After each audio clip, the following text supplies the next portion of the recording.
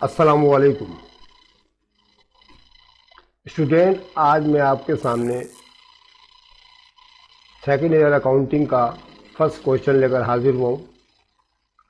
आज मेरा first lecture of the accounting है। ये आप इसको वॉच करें, इंशाल्लाह आपकी समझ में आ जाएगा। आज मैं आपको introduction of the single entry कराता हूँ। सिंगल एंट्री का एक और नाम भी होता है, उसका दूसरा नाम है इनकम्प्लीट रिकॉर्ड्स। अभी सिंगल एंट्री क्या होती है, उससे पहले आपको फर्स्ट ईयर की थोड़ी सी अकाउंटिंग थोड़ी सी मैं रिवाइज कराता हूँ, फिर आपकी समझ में सिंगल एंट्री का प्रॉब्लम समझ में आएगा।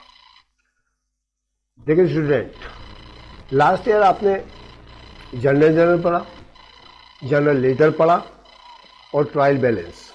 कम से कम ये तीन चीज़ें तो आप लोगों ने पहले स्टडी कर चुके हैं। उसमें हम लोग जो ट्रांजैक्शन रिकॉर्ड करते थे, उसके लिए मैंने आपको एक एग्जांपल सामने लिखी हुई है, आपके स्क्रीन पे नज़र आ रही होगी। कि पहले आप ये एग्जांपल समझ लें, फिर आपको मैं double entry and single entry के बारे में डिफरेंस बताऊंगा, फिर आपकी समझ में आ जाएगा इंशाल्लाह। देखिए एक एग्जांपल मैंने लिखी हुई है सामने। अली ने सोल्ड किया 100 computers on cash at ₹5 lakh. 5 lakh रुपए के उसने 100 कंप्यूटर बेच डाले, फर्ज किया। तो बेटा, हम कोई भी बिजनेस ट्रांजैक्शन जो होती थी, सबसे पहले जनरल में रिकॉर्ड करते थे, फिर उसके बाद जनरल लेजर के अंदर रिकॉर्ड करते थे, और फिर उसके बाद ट्रायल बैलेंस का नंबर आता था। ठीक है, तो अगर ये ट्रांजैक्शन जो आपके सामने लिखी है कि Ali sold 100 computer on cash at ₹5 lakh, इसको हम जनरल में रिकॉर्ड करना चाहें तो कैसे कर सकते हैं? आपके सामने लिखा हुआ है, आपको माशाल्लाह आता है। पहले में तो जनरल का स्पाइस मेल आपको पता है, फॉर्मेट के date, explanation, posting reference, debit credit. तो इसकी गारंटी कुछ यूँ पास होगी कि आप गारंटी अपने पास ये पास करेंगे कि कैश डेबिट और सेल्स क्रेडिट। ठीक है, हम कंप्यूटर को जो है एज ए मर्चेंडाइज इस्तेमाल कर रहे हैं, याद रखिएगा। तो चुनाचे हमारे पास गारंटी क्या पास हो गई? कैश डेबिट और सेल्स क्रेडिट। ठीक है, पास कर रहे होंगे आप, देख समझ में आ रहा है ना आपकी? तो ये चीज़ तो आपको पता है पहले से ही कि गारंटी कैसे पास की जाती है इसकी। अब दूसरी बात अब ये है कि आपने देखा कि 5 लाख रुपए, देखें ये मैंने यहाँ पर भी लिखे हुए और ये 5 लाख रुपए यहाँ पर भी लिखे। डेबिट और क्रेडिट दो चीज़ों पे इम्पैक्ट पड़ रहा है हमारे पास, दो चीज़ों पे इम्पैक्ट पड़ रहा है। तो इसको कहते हैं डबल एंट्री। क्या कहते हैं इसको? Double entry. यानी जिस ट्रांजैक्शंस के अंदर कोई भी बिजनेस ट्रांजैक्शंस हो या कोई ऐसा सिस्टम हो जिसमें डबल इम्पैक्ट पड़े, उसको कहते हैं डबल एंट्री। तो आपने फर्स्ट ईयर में जो जनरल पढ़ा था, वो था डबल एंट्री सिस्टम। आप एक चीज़ देख रहे हैं कि एक डेबिट हो रही है और एक क्रेडिट हो रही है। अभी मजीद एक्सप्लेनेशन भी बाद में आपकी आने वाली है। अभी आप फिलहाल ये देखें कि मैंने गारंटी पास कर दी। जब हम जनरल बना लेते हैं तो उसके बाद उसको लेजर में पोस्ट कर देते हैं। तो यहाँ जनरल लेजर भी आपके सामने मैंने नीचे बनाया हुआ, आपके सामने बना हुआ शो लिखा हुआ नजर आ रहा है आपको। तो मैंने इसके अंदर 2 लेजर अकाउंट बनाए। एक तो हो गया कैश का, ये लिखा हुआ देखे सामने आपके, और ये नीचे मैंने कैश का ले दिया है। और दूसरा हो गया सेल्स का, ये सेल्स का आपके पास ये सामने लिखा हुआ नजर आ रहा है। ठीक है ना? अब आपको लेजर भी माशाल्लाह बनाना आता है। तो लेजर में आप सबसे पहले कैश का अकाउंट बनाएंगे। कैश का अकाउंट बनाएंगे तो आपने देखा कि यहाँ पर आपके पास कैश डेबिट हुआ था। ये कैश डेबिट हुआ था ना, ये आपके पास यहाँ पर कैश डेबिट हुआ था कितने? 5 लाख रुपया। तो आपने 5 लाख रुपए लिख दिए यहाँ पर। इसकी वजह क्या बनाएंगे? सेल्स की वजह से आए थे पैसे आपके पास, तो ये सेल्स की वजह बन गई। ये तो आपको बनाना आता है। सेल्स की वजह से कैश में आपके इजाफा हो गया 5 लाख रुपये। अब आप देख लें, मजीद देखें इसके अंदर, इस जनरल के अंदर और कोई कैश तो नजर नहीं आ रहा आपको? नहीं सर, इसमें तो एक ही कैश नजर आ रहा है सिर्फ। तो बेटा एक ही लेजर के अंदर पोस्टिंग होगी। ठीक है ना? लेजर में एक ही मतलब पोस्टिंग होगी। अब इसको आप बैलेंस करके देख लें। ठीक है, इसको बैलेंसिंग करें तो बैलेंसिंग का तरीका भी आपको माशाल्लाह पता है कि 5 लाख रुपए देखें कैश डेबिट हो रहा है ना हमारे पास। ठीक है, ये क्रेडिट साइड है हमारा। तो आपने 5 लाख रुपए ये लिखे और ये लाइन डाल के देखे, मैं लाइन फिर दोबारा डाले दे रहा हूँ आपके सामने, ये और ये 5 लाख रुपए इसका बैलेंस कर दिए, ये कर दिया मैंने, ठीक है। और यही रकम बिल्कुल सीधी इस सामने यहाँ पर लिख दी, आ गई नहीं, बिल्कुल यही 5, दोनों तरफ बैलेंस बराबर कर दिया मैंने। अब हम देख रहे हैं कि डेबिट साइड पे तो 5 लाख है, यहाँ तो कुछ भी नहीं है, यहाँ पर इस जगह तो कुछ भी नजर नहीं आ रहा हमको यहाँ पर इस जगह पर। तो चुनाचे हम यही वाली रकम जो 5 लाख रुपए थी यहाँ पर भी लिख देंगे और ये कहलाएगा हमारा सीडी बैलेंस, ठीक है। कैरिड आउट हो गया ये, तो सीडी बैलेंस कहलाएगा हमारा, ठीक है। सीडी बैलेंस हमने क्रेडिट में लिखा है, तो इसका जो है यही रकम यहाँ पर जाकर क्या हो जाती है, बीडी बैलेंस कहलाती है हमारी। तो यहाँ डेबिट साइड पे हमारे 5 लाख रुपए आ गए, ठीक है ना। तो ये आप देख रहे हैं डबल इम्पैक्ट पड़ रही है चीज के ऊपर। एक बात ये भी हो गई। अच्छा, कैश के बाद दूसरा वाला टी अकाउंट जो मैंने बनाया हुआ है वो है सेल्स का, ठीक है। ये सेल्स का मैंने बना दिया, देख लें, बिल्कुल सेल्स बनाया रखा है आपके सामने। तो सेल्स में भी वही बात है, देखें यहाँ पर हम नेचर देख रहे हैं, सेल्स जो है इसके अंदर क्रेडिट है ना, यहाँ पर देखिए लिखा हुआ है 5 लाख रुपए क्रेडिट। तो हम क्रेडिट में ये 5 लाख रुपए ये लिख दिए मैंने आपके सामने। उसकी वजह क्या बनाई, कैश। देखिए कैश, ये वजह ये बनती है, क्रेडिट तो हुआ, क्यों हुआ है, कैश की वजह से हुआ है। तो चुनाव कैश की वजह से सेल्स हमारा क्रेडिट हो गया, ठीक है। अच्छा, इसको बैलेंस करने के लिए हम यहाँ पर 5 लाख लिख देते हैं और इसी के बैलेंस की सीध में 5 लाख रुपए यहाँ भी लिखने पड़ेंगे आपको बैलेंस करने के लिए। अब ज़ाहिर यहाँ तो कुछ भी नहीं है मौजूद, तो यहाँ पर आपको यही 5 लाख रुपए यहाँ पर पुट करने पड़ेंगे, जिसको कहते हैं बैलेंस सीडी, ठीक है। बैलेंस सीडी आ गया आपका, और यही बैलेंस सीडी जो है अगले महीने के लिए, नेक्स्ट मंथ के लिए बैलेंस बीडी बन जाएगा, जाके आपके लिए बैलेंस हो जाएगा आपके लिए। ये आगे क्रेडिट में, ये डेबिट में था ये वाला, और ये क्रेडिट में आ गया आपके पास, ठीक है। डबल इम्पैक्ट इस पर भी पड़ गया। अच्छा, उसके बाद हम तीसरी चीज इसके अंदर क्या बनाते थे, ट्रायल बैलेंस, ठीक है। ट्रायल बैलेंस बनाते थे ना, तो ट्रायल बैलेंस का भी तरीका देखें जरा, थोड़ा ऊपर कर लेता हूं मैं इसको। ट्रायल बैलेंस में बेटा सिर्फ 2 ही चीजें हैं हमारे पास, एक कैश और एक सेल्स। तो ट्रायल बैलेंस की आपको फॉर्मेट तो पता ही है कि सीरियल नंबर आ गया, सीरियल नंबर लिखे या ना लिखे मर्जी आपकी, एक्सप्लेनेशन लिख दें, पोस्टिंग रेफरेंस, डेबिट क्रेडिट आ गया, ठीक है। हमारे पास 2 ही अकाउंट थे, सिर्फ 2 अकाउंट हमने बनाए ना यहाँ पर लेजर के अंदर। तो अच्छा, हम इन्हीं को डिस्कस करते हैं इसके ऊपर। तो देखें कि ये देखें आप, इसका बीडी बैलेंस कितना है कैश का, 5 लाख रुपया। ये देखें मैंने 5 लाख रुपए डेबिट साइड पे लिख दिया, कैश हो गया 5 लाख रुपया। अच्छा, सेल्स का क्रेडिट यानी बैलेंस बीडी कितना है, 5 लाख रुपया, ये देखें क्रेडिट में आ गया ये, ठीक है। अब ये डेबिट है और ये क्रेडिट, और तो इसके अंदर कोई अकाउंट है ही नहीं। तो आज इसका टोटल करेंगे तो 5 लाख ऐसे आ जाएंगे, ये भी 5 लाख रुपए ऐसे आ जाएंगे, दोनों बैलेंस हो गए हमारे बराबर, ठीक है, दोनों बराबर हो ना। तो इसको कहते हैं डबल एंट्री सिस्टम। क्या कहते हैं इसको, डबल एंट्री सिस्टम, जो आपने फर्स्ट ईयर में पढ़ चुके हैं, ठीक है। अच्छा, डबल एंट्री सिस्टम का फायदा क्या है, डबल एंट्री सिस्टम का फायदा यह होता है बच्चों कि अगर हम गलती से कुछ रॉन्ग अमाउंट लिख दें या कोई गलती कर दें, तो हमें उस गलती को ट्रेस करने में बड़ी आसानी हो जाती है, बड़ी आसानी हो जाती है। डबल एंट्री सिस्टम में बड़ी आसानी हो जाती है हम लोगों को। वो कैसे, वो मैं आपको बताना चाहूंगा। देखें जरा, मिसाल के तौर पर आपने जनरल बनाया था ना ये, ठीक है।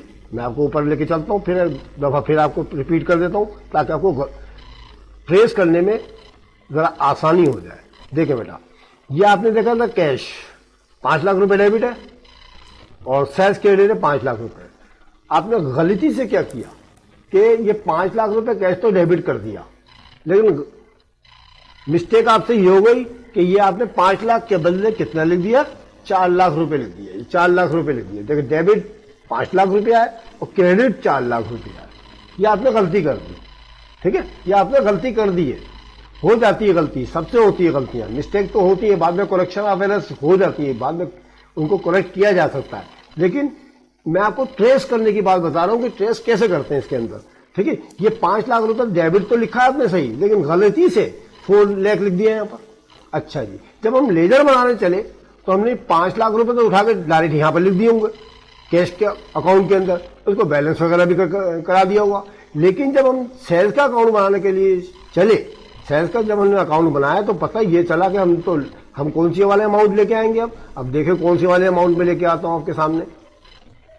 ये देखें, ये 4 लाख रुपए जो ना मैं बनाऊंगा 4 लाख रुपए यहां पर क्रेडिट में, ठीक है, क्रेडिट में बनाऊंगा तो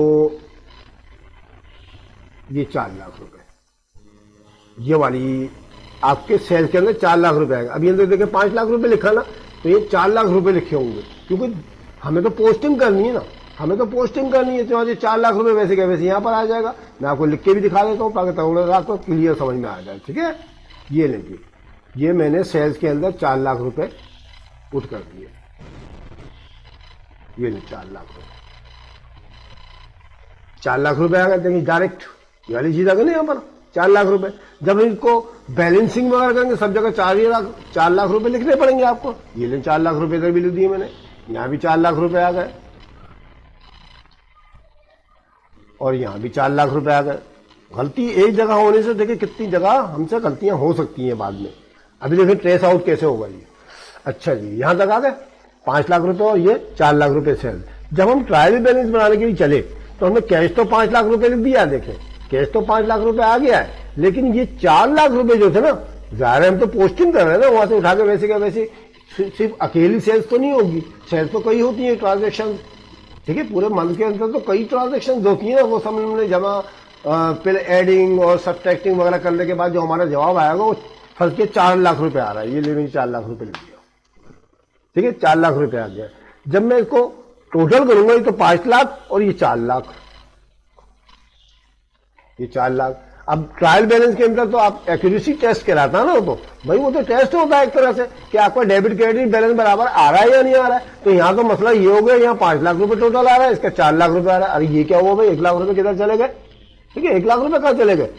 अरे भाई पीछे देखें पलट के क्या हुआ, क्या गलती करी है आप लोगों ने। 1 लाख रुपए का हिसाब किताब में मिस्टेक कर रहे हैं, चेक करें तो हम पीछे किधर चले, हम लेजर में गए तो हमें 4 ही लाख रुपए लिखे हुए नजर आए नजर ना। अभी लेजर में जब हम गए तो हमें 4 ही लाख रुपए लिखे हुए नजर आए यहाँ पर सब जगह, ठीक है, और 4 लाख रुपए लिखे हुए जगह नजर आए। अब हम जनरल की तरफ चले। जनरल में जब हमने अपनी चेक आउट किया, जब चेक किया तो पता ये चला कि हमने कैश में तो 5 लाख रुपए लिख दिया था, लेकिन सेल में गलती से 4 लाख रुपए लिख दिया था। वही वो हमने पोस्टिंग आगे तक करते चले गए, जिसकी वजह हमारा बैलेंस आउट हो गया, ठीक है ना।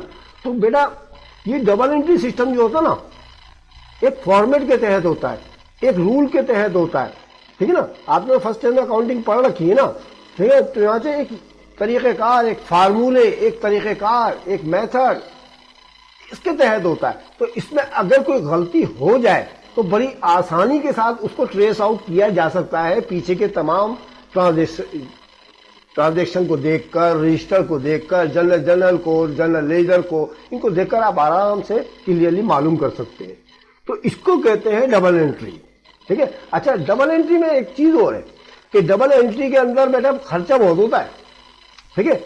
ये एक आदमी के बस की बात नहीं है, ये एक आदमी के बस की बात नहीं है, बल्कि इसके लिए तो कंपनीज होती हैं, ठीक है, बड़े बड़े इदारे होते हैं, मल्टीनेशनल कंपनीज होती हैं।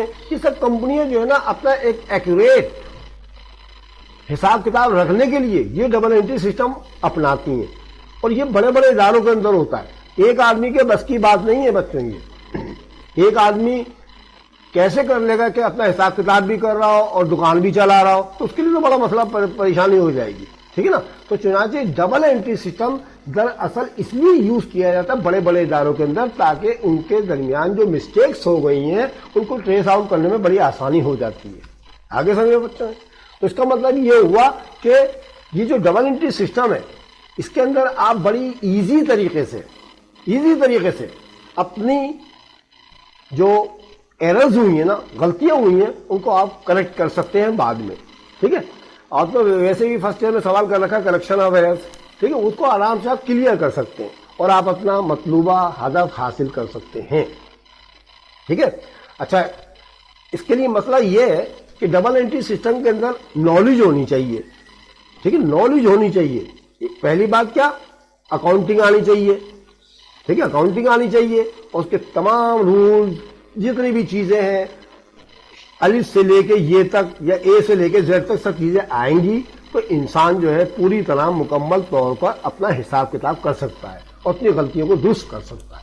ठीक है ना, एक तो ये बात। दूसरा ये कि इसके लिए टाइम होना चाहिए, इसके लिए टाइम भी होना चाहिए। यानी मतलब ये है कि आप जानते हैं कि बड़े बड़े इदारों के अंदर अकाउंटेंट का तो अलग ही शोबा होता है।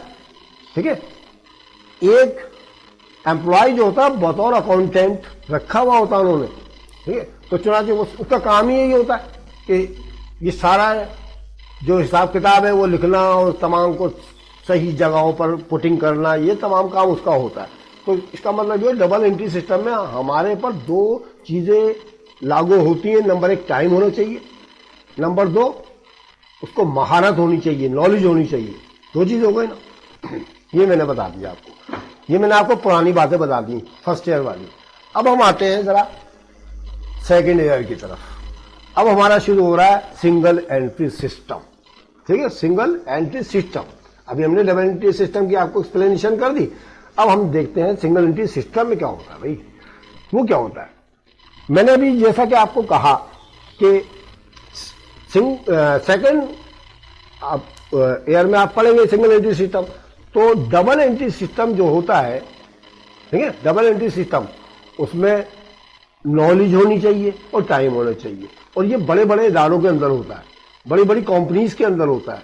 ठीक है, बड़े इदारों का काम है। लेकिन अगर मसला ये हो कोई पान वाला, कोई परचून की दुकान वाला, कोई होटल वाला, कोई छोटा मोटा बुक सेलर, है ना, या छोटी मोटी कोई भी चीज बेचने वाला, वो कैसे करेगा डबल एंट्री सिस्टम। ठीक है, अगर मैं किसी दुकानदार से मार्केट में जाके पूछूं कि आपको अकाउंटिंग आती है, आम दुकानदार की बात कर रहा हूं मैं, कंपनी वगैरह या बड़े इदारे की बात नहीं कर रहा हूं। मैं उससे पूछूं जाके कि आपको अकाउंटिंग आती है, तो अगर नहीं, आई डोंट नो, भाई मुझे तो नहीं आती, मैं क्या जानूं व्हाट इज द अकाउंटिंग। तो फिर आप हिसाब किताब कैसे लगाते हैं? कोई मसला नहीं, हमारे पास एक कॉपी है, कॉपी के अंदर लिख लेते हैं हम हिसाब किताब अपना। भाई किसी को उधार दिया वो लिख लिया, किसी से उधार खरीदा वो लिख लिया, जितने का माल बेचा वो लिख लिया, और वही करते हैं तो बैठ के। हमको अकाउंटिंग की तरह हमें क्या पता अकाउंटिंग क्या होती है, क्या होती है अकाउंटिंग, फिर आप बताइएगा। मैंने बोला भाई अकाउंटिंग में तो पहले जनरल बनाया जाता है, फिर उसके बाद लेजर बनाया जाता है, फिर उसके बाद ट्रायल बैलेंस बनाई जाती है, फिर उसके बाद एडजस्टमेंट बनाई जाती है, वगैरह वगैरह, इतना काम होता है। उन्होंने बोला भाई हमें क्या पता है, हम तो देखे सालों हो गए हम दुकान चलाते हैं भाई, है ना, मार्केट के अंदर लाखों कमाते हैं लाखों गंवाते हैं, हमें तो नहीं पता क्या चीज़ होती है। और वैसे भी हमारे पास कितना टाइम थोड़ी है कि लिखते रहे बैठे रहे ये तमाम चीज़ें। भाई हमने तो उधार बेचा, नाम उस शख्स का लिखा और लिख लिए, जब उसने पैसे दिए हमने उसके पैसे काट दिए, खत्म छुट्टी। हमने माल खरीदा 1 लाख रुपए का, अपने पास नोट कर लिया, उसके पास भी नोट है, जब हमने उसको पेमेंट करी अपने पास काम नाप कापी में तो हिसाब किताब क्लियर किया और उसके पास भी कटवा दिया अपना नाम। आसान तरीका है, क्या चक्करों में फंसा रहे हो यार तुम हमें, क्या डबल एंट्री के चक्कर में फंसा रहे हो। क्या होता है डेबिट क्रेडिट, अरे भाई अब आई समझ में आपकी। तो जितने छोटे मोटे इदारे होते हैं, जितने छोटे मोटे कारोबारी हजरात होते हैं, वो सिंगल एंट्री सिस्टम इस्तेमाल करते हैं। सिंगल एंट्री सिस्टम छोटे इदारों के अंदर इस्तेमाल होता है। उसकी वजह क्या है? उसकी वजह यह है कि ये लोग जो होते हैं ना, इनके पास टाइम नहीं होता, क्योंकि फर्ज किया एक परचून की दुकान वाला बैठा हुआ है, ठीक है, वो सेल भी कर रहा है, चीजें भी बेच रहा है, और क्या अब उसके बाद वो मिसाल के तौर पर वो उसके पास अकाउंटिंग सिस्टम होगा पूरा का पूरा, जनरल बना रहा है बैठ के वो, अब वो एक चीज माचिस बेचेगा तो क्या माचिस भी लिखेगा क्या? ठीक है, अगर उसने एक सुई बेची तो क्या सुई भी लिखेगा क्या? ये तमाम मसाइल उसको दरपेश होते हैं, उसके पास टाइम नहीं होता है। अब वो दुकानदारी करे या लिखे, नंबर एक उसके पास टाइम नहीं होता। नंबर दो, उसको नॉलेज ही नहीं होती व्हाट इज अकाउंटिंग, उसको यही नहीं पता होता अकाउंटिंग होती क्या है। उसको तो बड़ा इजी तरीका आता है लिखने पढ़ने का, बस एक कॉपी बना रखी है उसने उधार खाते की, ठीक है, क्रेडिट कॉपी बना रखी है उसने, उसी के अंदर हिसाब किताब लिखता रहता है बैठा हुआ। आज जितनी सारा दिन सेल करी उसने, वो शाम को गिन ली कि भाई कितने हजार की दुकानदारी लिख ली, फिर दूसरे दिन तीसरे दिन इसने हिसाब किताब करता रहता है। जब जी चाहे अपनी जाती इस्तेमाल के लिए पैसे निकाल लिए, उसको ये भी नहीं पता ड्राइंग कहते किसे, ठीक है ना, उसको तो नहीं पता ड्राइंग किसे कहते। तो ये तमाम बातें ना ये आम दुकानदार लोग अकाउंटिंग के मुताबिक नहीं जानते। तो जितने भी आम दुकानदार छोटे कारोबारी हजरात होते हैं वो सिंगल एंट्री सिस्टम इस्तेमाल करते हैं। उसकी वजह यह है कि दो वजूहात होती हैं। नंबर एक, वो अननोन होते, वो अनजान होते अकाउंटिंग से, उनको ये आती नहीं है, ठीक है, कोई सिस्टम वगैरह नहीं आता उनको। नंबर दो, उनके पास टाइम नहीं होता। दो वजूहात है जिनकी बिना पर वो डबल एंट्री सिस्टम इस्तेमाल करने से गुरेजा है, ठीक है, इसलिए सिंगल एंट्री इस्तेमाल करते हैं। और वैसे भी ये बड़ी इजी होती है स्टूडेंट, ये बड़ी इजी चीज है स्टूडेंट। मैं आपको बताऊं कि सिंगल एंट्री सिस्टम जो होता है बड़ा इजी होता है, कितना आसान है। ना लिखो ना पढ़ो, कुछ भी नहीं करो, कुछ भी बस हिसाब किताब लगाते रहो, मुनाफा कमाते रहो बैठे। लेकिन मसला एक और आ गया। अभी मैंने आपको थोड़ी देर पहले डबल एंट्री सिस्टम में ये एक बात बताई थी ना। क्या बात बताई थी बच्चों? वो ये बात बताई थी कि बेटा डबल एंट्री सिस्टम वो सिस्टम कहलाता है जिसके जरिए हम अपनी गलतियों को बड़ी जल्दी ट्रेस कर लेते हैं। लेकिन सिंगल एंट्री सिस्टम के अंदर अपनी गलतियों को ट्रेस नहीं कर सकते, हम ट्रेस आउट नहीं कर सकते, ठीक है। जो लिख दिया, अगर गलत लिख दिया तो गलत ही चलता रहेगा वो, क्योंकि उसकी चेकिंग करने के लिए कोई चीज ही नहीं होगी। भाई एक ही दफा तो लिखा होगा ना हमने, ठीक है ना। मिसाल के तौर पर देखिए, अब मैं आ रहा हूं आपकी स्क्रीन के ऊपर, देखिए नीचे लिखा हुआ है मैंने, ये ट्रायल बैलेंस लिखी हुई नजर आ रही है आपको ना। इसके नीचे लिखा मैंने सेल ऑफ 100 कंप्यूटर ₹5 लाख। उसके बाद कॉपी होगी, उस दुकानदार के पास एक कॉपी होगी, उसने बस ये लिख दिया सेल ऑफ 100 कंप्यूटर ₹5 लाख। बस एक जगह लिखा, ना उसने कुछ डेबिट किया ना कोई चीज क्रेडिट करी, बस बेचने का लिखा उसने। अगर उसने मजीद 50 कंप्यूटर बेच दिए तो नीचे लिख लेगा, वो नीचे लिख लेगा अपने का। और मजीद उसने कोई और चीज सेल करी है तो वो लिखता चला जाएगा, सही है ना। सीधा सीधा तरीका, ना कोई डेबिट ना कोई चीज क्रेडिट। तो ये सिंगल एंट्री सिस्टम कहलाता है। सिंगल एंट्री सिस्टम उसके लिए बड़ा आसान है, ये सीधा सीधा हिसाब किताब है। अच्छा जी, समझ में आ गया बच्चों। तो सिंगल एंट्री सिस्टम इस्तेमाल करने की दो वजूहत मैंने आपको बताई थी, फिर सुन लें। नंबर एक, सिंगल एंट्री सिस्टम वो लोग इस्तेमाल करते हैं जो छोटे कारोबारी इदारे होते हैं। नंबर इसलिए करते हैं कि उनके पास टाइम नहीं होता। नंबर दो, उनको अकाउंटिंग नहीं आती, उनको कोई रूल्स रेगुलेशन वगैरह कुछ भी नहीं आते, तो इसलिए वो आराम से अपनी जो है अकाउंटिंग इस तरह से करते हैं जिस तरह मैंने आपको ये लिखा हुआ दिखा दिया है, ठीक है। तो ये कहलाती है सिंगल एंट्री सिस्टम। आगे समझ में। अब ये सिंगल एंट्री सिस्टम जो है, इसके अंदर हमें को प्रॉफिट मालूम करना पड़ता है या लॉस मालूम करना पड़ता है। अब जाहिर है ये तो इनकम्प्लीट रिकॉर्ड है ना, डेबिट और क्रेडिट का चक्कर ही नहीं है इसके अंदर। तो एक ही दफा लिखा है ना, दो दफा कहां लिखा है इसने, ठीक है। भैया आप जो 5 लाख रुपए लिखे हुए देख रहे हैं, ये तो एक ही दफा लिखे हुए, इसलिए डेबिट क्रेडिट का चक्कर ही नहीं पाला भाई, है ना भाई। मैं आपसे कह रहा हूं ना, इसने डेबिट क्रेडिट का कोई चक्कर ही नहीं लिखा भाई। देखें ये आपको 5 लाख रुपए लिखे हुए सिर्फ एक दफा, और जबकि ऊपर आपने देखा था कि 2 मरतबा लिखे थे, डेबिट में भी और क्रेडिट में भी। यहां पर 1 मरतबा लिखे हुए नजर आ रहे हैं। हो सकता है 4 लाख लिख दिए गलती से, हो सकता है 6 लाख लिख दिए उनको 5 लाख को गलती से, हो सकती है गलती, लेकिन गलती पकड़ी नहीं जाएगी बाद में। आपको पकड़ना मुश्किल हो जाएगी ये गलती, ठीक है। सिंगल एंट्री सिस्टम के अंदर सबसे बड़ी इसके अंदर डिफेक्ट यही है कि इसके अंदर आप गलती को ट्रेस आउट नहीं कर सकते, ठीक है, ट्रेस नहीं कर सकते आप, सही है। अच्छा, कोई भी कारोबारी इदारा हो, चाहे वो मल्टीनेशनल कंपनी हो, चाहे वो बड़े कारोबारी इदारे हो, चाहे वो पान वाले की दुकान हो, चाहे वो स्कूल हो, चाहे वो परचून की दुकान हो, चाहे वो होटल हो, चाहे रेस्टोरेंट हो, सबका मेन मकसद क्या होता है, क्या पर्पस होता है उनका पर्पस होता है प्रॉफिट कमाना, होता है ना भाई। सारे कारोबार का कहां पर सिलसिला टूटता है? प्रॉफिट के ऊपर। या तो प्रॉफिट हो जाता है या फिर लॉस हो जाता है, दो सूरतें ही होती हैं बस, प्रॉफिट और लॉस के अलावा, इसके अलावा तीसरी कोई शक्ल तो है ही नहीं इसके अंदर, ठीक है। तो बेटा सिंगल एंट्री सिस्टम में प्रॉफिट या लॉस मालूम करने के लिए हम क्या सिस्टम इस्तेमाल करते हैं, कैलकुलेशन का क्या तरीका है, वो मैं आपको बताने लगा, ठीक है। देखिए बेटा, मिसाल के तौर पर मैंने आपको इसके अंदर एक मिसाल फिर दे दी है इसके अंदर, कि मिसाल के तौर पर जैसे मैं अपने ऊपर ही ले लेता हूं कि मेरे को कारोबार करना था, जैसे मोबाइल शॉप खोलनी थी, तो मैंने अपने वालिद से रुजू किया और उनसे बोला कि भाई मैं मोबाइल शॉप खोलना चाहता हूं, तो चुनाचे मुझे आप कुछ पैसे दें ताकि मैं अपनी दुकान को मेंटेन कर सकूं। तो उन्होंने बोला भाई कितने पैसे चाहिए तुम्हें?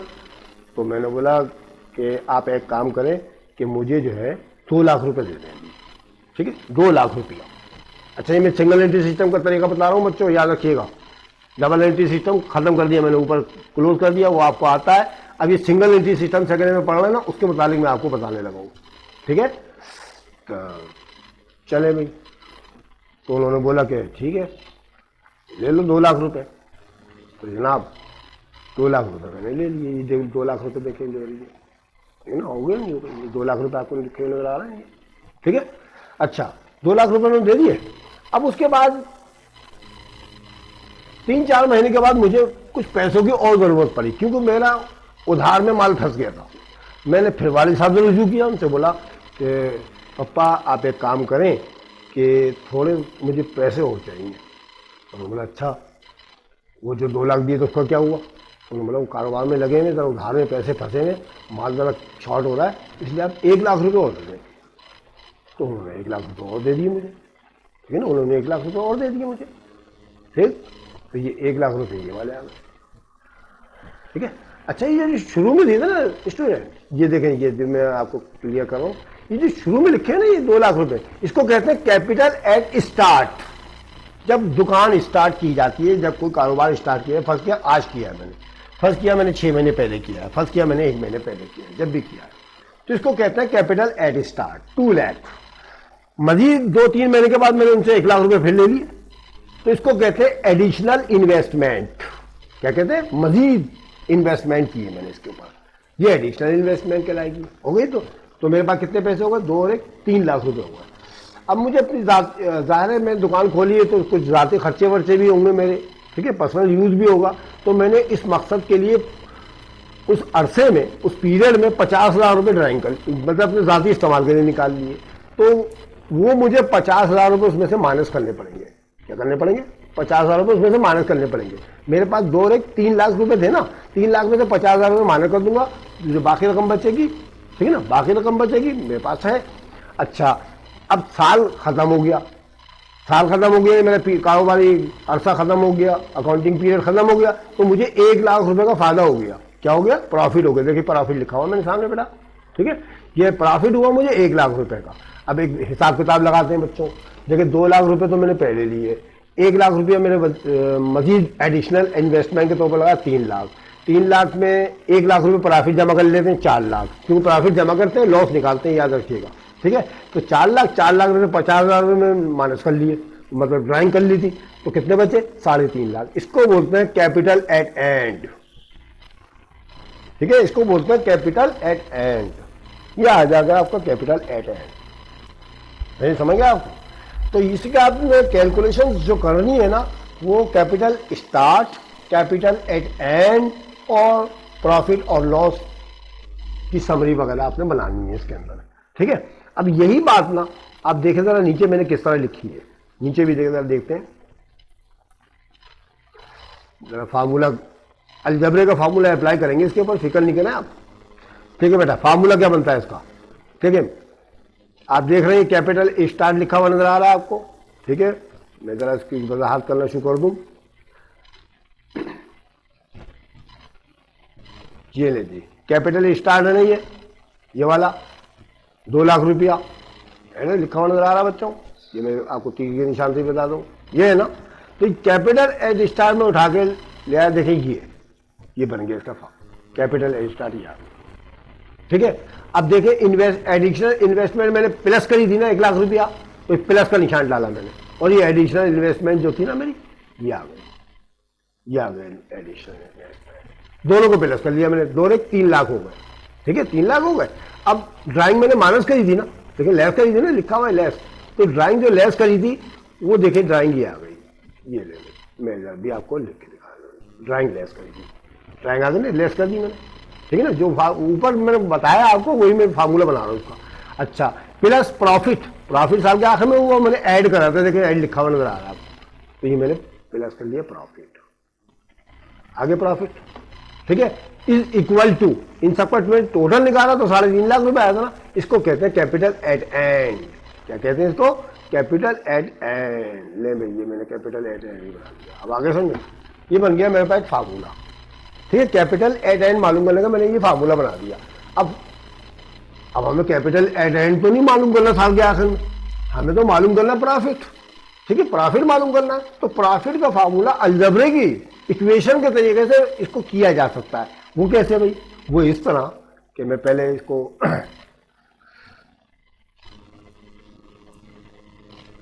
अब देखें, ये फार्मूला मैं थोड़ा चेंज करके दिखा रहा हूं आपको। ठीक है बेटा, हमें प्रॉफिट या लॉस या मालूम करना है। ठीक है, तो प्रॉफिट और लॉस आप देख रहे हैं कि ये लिखा हुआ नजर आ रहा है, लिखा हुआ नजर आ रहा है। मैं आपको इसमें भी निशानदेही करके दिखा दूं, थोड़ी बातें आपको समझ में आ जाएंगी। नहीं तो लेक्चर समझ में आ गया तो आपको सवाल बड़ी जल्दी समझ में आएंगे बच्चों, मैं आपको क्लियर कह रहा हूँ बिल्कुल। ठीक है, चलो ये ले प्रॉफिट को मैंने यही रोका, ये ले प्रॉफिट ये रोक दिया मैंने बाएं तरफ, देखिए बाएं तरफ है ना ये। अब बाकी सारी की सारी चीजें जो है ना मैं लेके जाऊंगा राइट की तरफ। अब आप जानते हैं इक्वेशन की रूल से अगर कोई रकम बाएं तरफ प्लस की हो तो राइट हैंड पे जाकर माइनस की हो जाएगी, माइनस की हो तो प्लस की हो जाएगी। ये तो आप अलजेब्रा में अच्छी तरह जानते ना, तो बस वही करना है मैंने। तो प्रॉफिट अपने मैंने रोका यहीं पर ही, और ये कैपिटल एट एंड लिखा, उसके बाद ये लिख दिया मैंने बराबर का निशान डाल के कैपिटल एट एंड, याद है। अब ये माइनस का ड्राइंग था ना, देख ले ये माइनस का ड्राइंग था ना, इधर आके उस पर जाके क्या का हो जाएगा, प्लस का हो जाएगा ना, तो प्लस का ड्राइंग कर दिया, ये लेके मैंने कर लिया प्लस का ड्राइंग। ठीक है, ये एडिशनल इन्वेस्टमेंट आप देख रहे हैं या कैपिटल एट स्टार देख रहे हैं, ये कैपिटल एट स्टार का है, प्लस का है ना, यहाँ उधर जाके क्या हो जाएगा, उधर जाके हो जाएगा माइनस का, ये आ गया। ठीक है, अच्छा एडिशनल इन्वेस्टमेंट या प्लस का था ना, इधर जाके क्या हो जाएगा, अरे माइनस का हो जाएगा। ये हो गया, फार्मूला बन गया। प्रॉफिट मालूम करने का फार्मूला होता है capital eight and plus drawing minus capital eight start minus additional investment, ये आपका आ जाएगा ग्रॉस प्रॉफिट। ठीक है, प्रॉफिट नहीं आएगा ये, है ना। अभी ऑपरेटिंग एक्सपेंसेस भी होते हैं इसके अंदर, सवाल के अंदर। अभी फिलहाल प्रॉफिट समझ ले या फिर इसके अंदर ग्रॉस प्रॉफिट समझ लेंगे, क्लियर होगा मामला यहाँ का।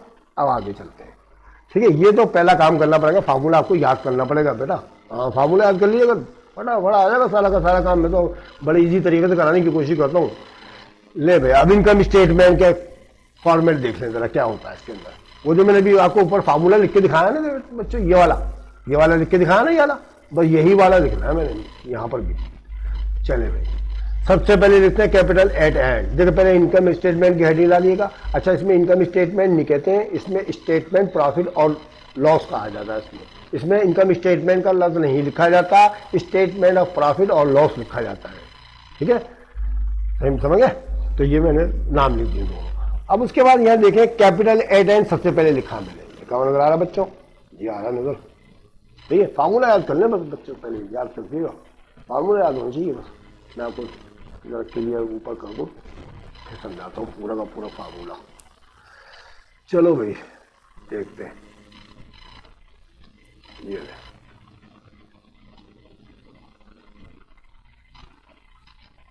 चले भाई शुरू। कैपिटल एट एंड सबसे पहले लिख दिया, ये आ गया। उसमें ऐड करना है ड्राइंग, देखो ऊपर बता चुका हूँ मैं, ऊपर लिखा हुआ था। ड्राइंग जमा कर लेंगे इसके अंदर, याद कर लीजिएगा इसके अंदर। लेस कर देंगे कैपिटल स्टार्ट, या माइनस कर दिया आपने। उसके बाद लेस कर देंगे एडिशनल इन्वेस्टमेंट, जो आपने मजीद पैसे लगाते हैं वो निकाल दें, तो आपके पास ग्रॉस प्रॉफिट आ जाएगा। ये आ गया आपका ग्रॉस प्रॉफिट, आ गया ग्रॉस प्रॉफिट। अब उसमें से लेस करना ऑपरेटिंग एक्सपेंसेस भी। ठीक है, मैं पूरा ही फार्मूला आपको बता रहा हूँ, नहीं तो मेरा तो काम ये खत्म हो गया था। सिंगल एंट्री में प्रॉफिट ऐसे मालूम करते हैं सिर्फ, लेकिन मैं ऑपरेटिंग एक्सपेंसिव भी आपको बताने लगा। बेटा ऑपरेटिंग एक्सपेंसिव वो कहलाते हैं जो हमारे अकाउंटिंग पीरियड के अंदर जितने भी हमारे एक्सपेंडिचर हुए ना, उनको ऑपरेटिंग एक्सपेंसिव कहते हैं, जो ऑपरेशन में इस्तेमाल हुए हमारे। मिसाल के तौर पर रेंट एक्सपेंसिव, या आगे रेंट एक्सपेंसिव आपका, यानी आपने दुकान का या बिल्डिंग का किराया वराया दिया हो कुछ भी। सैलरी एक्सपेंसिव, ये सैलरी एक्सपेंसिव भी आ गई आपकी। ठीक है, फिर डेप्रिसिएशन एक्सपेंसिव, जो आपके पास मशीनरी वगैरह है उस पर डेप्रिसिएशन भी लगा हो, उसका भी एक्सपेंसिव लिख दिया। बैड डेट एक्सपेंसिव, जो कारोबारी मौकों पर जो रकम डूब जाती है, लोग लेके निकल लेते हैं हमारे पैसे, बैड डेट, वो भी लिख लें आप इसके अंदर, अगर हो सवाल के अंदर, जबरदस्ती नहीं लिखनी है। एडवर्टाइज एक्सपेंसिव, आपने अपनी एडवर्टाइजमेंट कराई थी टीवी पे अखबार वगैरह में, तो उसके पैसे खा जाता था करने, तो टोटल एक्सपेंसिव आपके ही आ गए। ठीक है, इन सबको आपने जमा करना है और ये टोटल एक्सपेंसिव आ गया आपके। अब अच्छा एक बात और याद रखिए, कान खोल के सुन ले, यहाँ पर आके गलती हो सकती है आपसे, मैं आपको यही टोक देता हूँ। आपके एडजस्टमेंट डेटा दिया जाता है इसके अंदर है। एडजस्टमेंट डेटा में अगर कोई चीज़ प्रीपेड आ जाए ना, चाहे वो प्रीपेड सैलरी हो, प्रीपेड इंश्योरेंस हो, प्रीपेड रेंट हो, तो ये टोटल एक्सपेंसेस मालूम करने के बाद उसको प्रीपेड को माइनस करते हैं, क्योंकि प्रीपेड जितनी एक्सपेंसिव होते ना वो तो करंट एसिड है, हमारे करंट एसिड को माइनस करना पड़ता है इसके अंदर से, तो वहां से प्रीपेड इंश्योरेंस माइनस कर दिए जाएंगे इसके जवाब में से। तो आपके पास जो है टोटल एक्सपेंसिव बाकी बचेंगे, यानी जो हमारे एक्सपेंसिव फंस के 10,000 रुपये आ गए, उसमें से 2,000 रुपये जो प्रीपेड इंश्योरेंस था वो माइनस कर देंगे, तो 8,000 रुपये हमारा खर्चा आ गए टोटल। तो उसको हम माइनस कर देंगे ग्रॉस प्रॉफिट में से, ठीक है, इसमें से हम माइनस करेंगे इसको, तो हमारे पास जो है नेट इनकम या नेट लॉस दोनों में से एक चीज़ आ जाएगी। ये आ गया इसका फार्मूला, ठीक है बच्चों। ये मैंने आपको इसकी बता के याद कर लीजिएगा फार्मूला याद करना लाजमी है बच्चों, फिर देखिए कि कैसे तेजी के साथ होगा। आखिरी काम, calculation for capital start and and. कभी कभी बाज़ों का ऐसा होता है कि आपको ना जनवरी 1 एंड दिसंबर 31 दो तरह के आपको अकाउंट्स दे दिए जाते हैं, ठीक है, दोनों को बैलेंसेस दे दिए जाते हैं। तो फिर वो रिक्वायरमेंट पूछता है आपसे कि भाई कैपिटल एट स्टार्ट और कैपिटल एट एंड की कैलकुलेशन करके दिखाओ कि शुरू में कितना कैपिटल था उसका और एंड में कितना था, ठीक है, एंड में कितना था। तो उसके लिए देखिए इजी तरीका है, तो उसका आसान तरीका ये होता है कि टोटल एसिड जमा कर लें आप, ठीक है, टोटल एसिड जमा कर लें, चाहे वो करंट हो चाहे नॉन करंट हो, दोनों को जमा कर लें और उसमें से लेस कर दें लाइबिलिटीज, ठीक है, लाइबिलिटीज को मार कर दें, आपके पास कैपिटल मालूम हो जाएगा सीधा सीधा। फर्स्ट टाइम में आपने तरीका याद कर रखा है। तो बेटा देखिए करंट ये आप देख रहे हैं, मैं इसकी भी वजाहत कर दूँ जल्दी से फटाफट, नहीं तो वीडियो लंबी हो जाएगी, आप थक जाएंगे पढ़ पढ़ के। तो मैं आपको कर देता हूँ नोट पर, ये ले देखिए कैश करंट एसिड है, ये आगे फर्स्ट और ये आगे एंड की, ठीक है, ये जनवरी 1 का था, ये 20,000 रुपये एंड का है, दिसंबर 31 का। इसी तरह अकाउंट रिसीवेबल है आपके पास में, ठीक है, अकाउंट रिसीवेबल आ गया शुरू का और आखिरी का। मर्चेंडाइज एंडिंग इन्वेंट्री या ओपनिंग इन्वेंट्री दोनों के दोनों मौजूद है आपके पास, ये दोनों मौजूद है। उसके बाद प्रीपेड एक्सपेंसिव ये आपके आ गए, एक सब करंट एसिड है, चारों की चारों करंट एसिड याद रख लीजिएगा। अब ये इक्विपमेंट नॉन करंट एसिड आ गई, ये ले ये आ गई, दोनों ओपनिंग भी है एंडिंग भी है। उसके बाद फर्नीचर नॉन करंट एसिड है, ठीक है, ये भी आ गया आपके पास, ये आ गई। आपने सबको जमा कर लिया, सबको इन सबको जमा किए, इन यहाँ से यहाँ तक का, यहाँ से मैं निशान लगा देता हूँ, यहाँ से यहाँ तक का, तो ये 2,82,000 रुपये आ गया आपके पास, मैं निशान भी लगा देता हूँ, चले 2,82,000 रुपये आ गए, टोटल एसिड कहलाएगा। और यहाँ से यहाँ तक आपने जमा किया इनको एंडिंग वालों को, तो 3,48,000 रुपये आ गए, आ गए ना दोनों के दोनों, ये टोटल आ गया आपका। अब लेस कर देंगे इसके अंदर अकाउंट पेबल या बिल पेबल, नोट पेबल, जो भी लाइबिलिटीज है। 82,000 रुपये अकाउंट पेबल देगा, ओपनिंग था और एंडिंग था 48,000, ये 2,82,000 में से निकालना है 82,000 रुपये, और 3,48,000 में 48,000 रुपये निकालना है जो भी बचे। उसके अलावा बैंक का लोन चढ़ा हुआ था आपके पास 20,000 रुपया और 40,000 रुपया, ये ओपनिंग था ये एंडिंग था। तो आपके पास जो टोटल बैलेंस आएगा ना कैपिटल बैलेंसेज 1,80,000 और 2,60,000 रुपये आएंगे, ये कहलाएगा कैपिटल एट स्टार्ट और ये कहलाएगा कैपिटल एट एंड। आगे समझ बच्चों, ये मैंने आपको लेक्चर दे दिया इसके बारे में।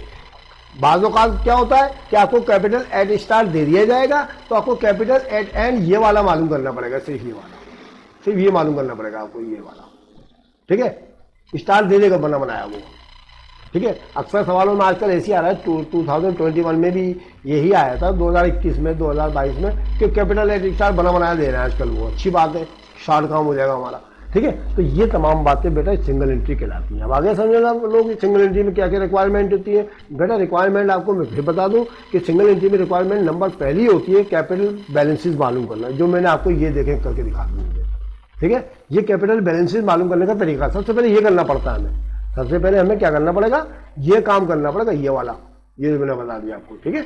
अच्छा, उसके बाद सेकंड का हमारा क्या काम क्या होता है, दूसरा काम होता है हमें इसके अंदर मालूम करना होता है कि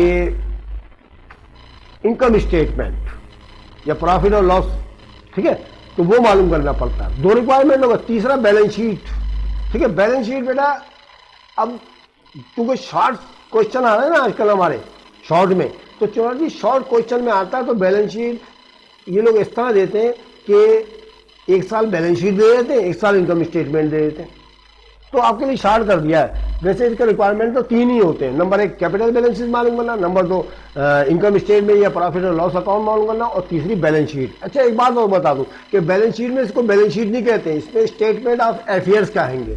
जब सवाल आएगा मैं आपको बता दूंगा इंशाल्लाह, ठीक है। तो बेटा मैंने आपको सिंगल एंट्री के मुताबिक काफ़ी मालूमात दे दी, मुझे देगा आपकी समझ में आ गई होंगी। आप इसकी प्रैक्टिस कीजिएगा, आपको वॉच करें, अपने साथियों को शेयर करें। अगर आपको वीडियो मेरी अच्छी लगे तो इसको लाइक ज़रूर कीजिएगा। अपने दोस्तों और साथियों को शेयर करें ज़्यादा से ज़्यादा, ठीक है। अगर किसी बच्चे ने सब्सक्राइब नहीं किया तो सब्सक्राइब कर लें, ठीक है। इंशाल्लाह अगली वीडियो में आपके सामने 2021 का क्वेश्चन लेकर आपके सामने हाजिर होऊंगा इंशाल्लाह।